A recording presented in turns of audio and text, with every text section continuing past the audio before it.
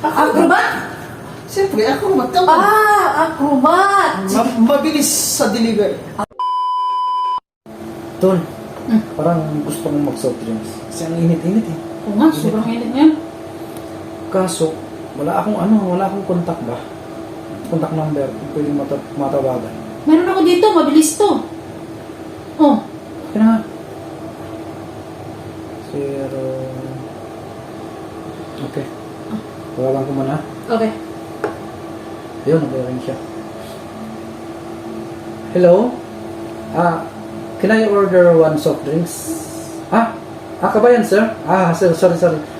Sir, pwede po bang, pakideliver ng, isang soft drinks po? Yung malaki to, 0.5 po.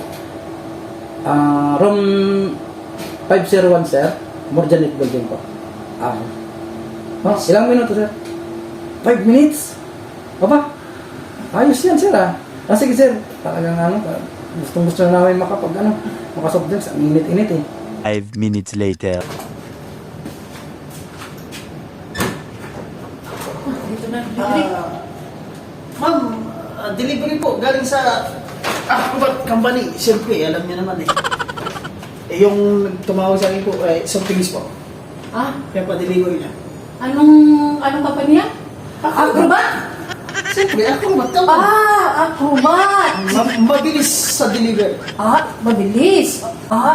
Mabilis. Oh, sige. Andito yung nagpa-deliver. Sama ka sa akin. Yun ang magbabayad eh. Sige, serious po kayo? Sige po, salamat. Kasi napakainit po doon sa, Papasokan mo ng pasok. Tol, andito na yung pinadeliver ng Acrobat. Mabilis sa delivery. Tol ang delivery.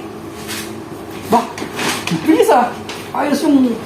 Siyempre, bago yan eh. Kaya nga, nag-ready na nga ako ng Tingnan. Akin nga, sir, magkano yan, sir? Ay! Ba't ganun? bakit siya? Ayun po yung in-order niya. Buong in-order ko, sir, Ba't yan na lang? Di, 2.5 ka mo. 2.5 na bote.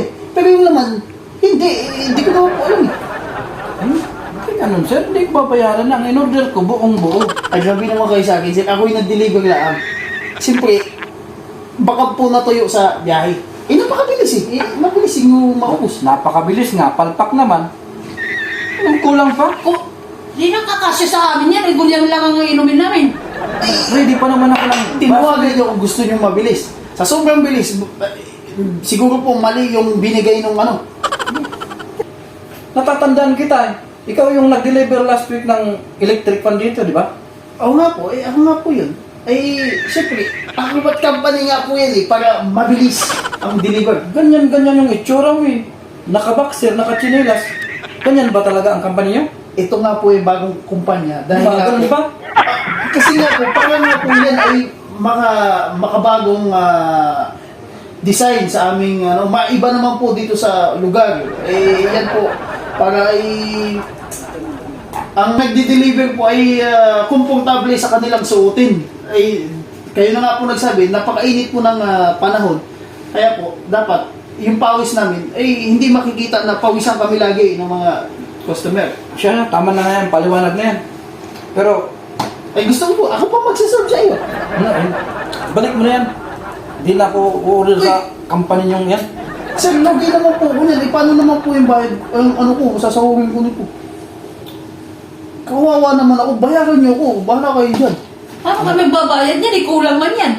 Di po kailangan yung bayaran yan. Policy po yan nag-deliver lang po ako, kawawa naman ako. Grabe naman po kayo sa mga pobreng nag-deliver.